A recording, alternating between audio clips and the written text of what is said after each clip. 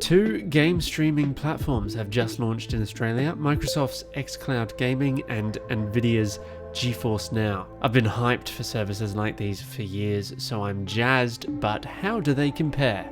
Well, they share many similarities. They both allow you to stream games from cloud servers to pretty much any device you like, your computer, your TV, your phone, thereby making your games incredibly accessible as long as you have a decent internet connection. Let's start by comparing performance.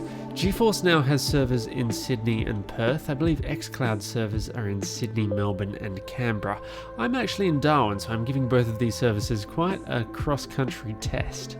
Both platforms give me fairly similar experiences at face value. I've got a bit of latency, about 60 milliseconds according to GeForce Now, but I find it perfectly tolerable. Nvidia seems to consider up to 80 milliseconds playable, whereas under 40 milliseconds would be ideal. With my 60 milliseconds, I do find first-person shooters somewhat frustrating, especially with controller, but a tad more tolerable with keyboard and mouse. Less reactionary games like The Witcher 3 or Psychonauts 2 feel perfectly fluid. But after giving both xCloud and GeForce Now a good chunk of playtime, GeForce is the performance winner for me. Overall, it has provided a slightly more consistent connection with a higher bitrate and slightly lower input delay. Nvidia wins this round. How easy it is to jump into games on each of these platforms is a big deal. It should be quick and effortless. They both support, or almost support, pretty much every operating system: Windows, Mac, iOS, Android, Chromebooks. Well, Chromebook support isn't yet official for xCloud, but it does seem to work just fine. I've played mostly on Chromebooks and Android phones. Depending on the game, GeForce Now supports controllers and keyboard and mouse, while xCloud only supports controllers. On mobile, both platforms have on-screen controls you can enable, which cover most of the screen on a phone, but are a little more discreet on a tablet. But overall, I'm happy to give the accessibility win to xCloud, and here's why. With xCloud, you can launch any game, and seconds later you'll be on the game's home screen ready to play.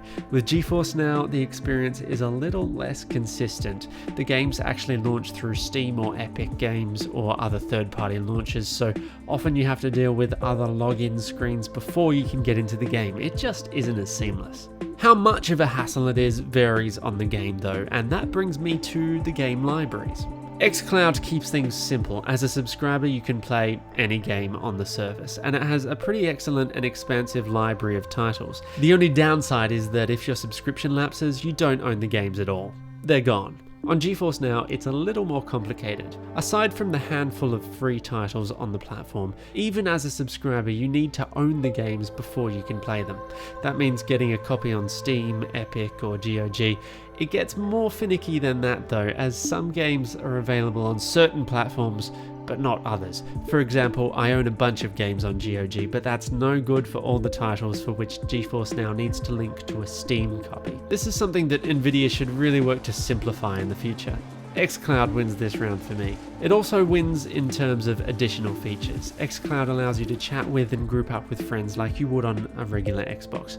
The Game Pass subscription also allows you to install games on a Windows PC or Xbox if you have one.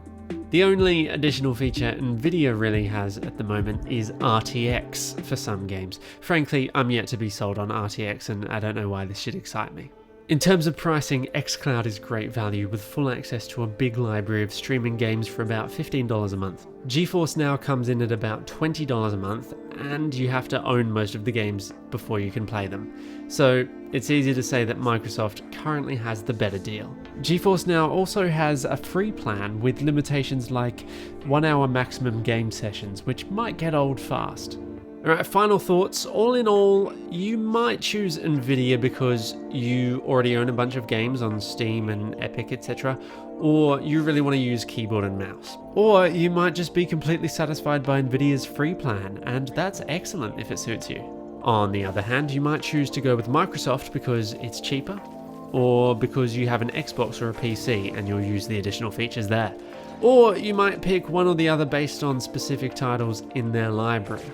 One might simply have more of the games that you're interested in. For me, right now, I gotta lean towards xCloud. Even though GeForce Now performs slightly better for me, xCloud as a package just has so much more value, and I don't even have an Xbox. That said, if GeForce keeps up a relationship with as many publishers as they can, including Steam, Epic, GOG, and EA, then they're well placed to make a great unifying streaming service, but they've got a long way to go. All this cloud gaming shenanigans is brand new and has infinite possibilities over the next few years. Plus, this whole deal will probably get shaken up when Stadia or Luna arrive in Australia. So I intend to keep watching the playing field with great anticipation. For now, let me know which game streaming platform you prefer. Thanks for watching, and if you like cool stuff like I do, subscribing, and keep cool out there. Ta-ta.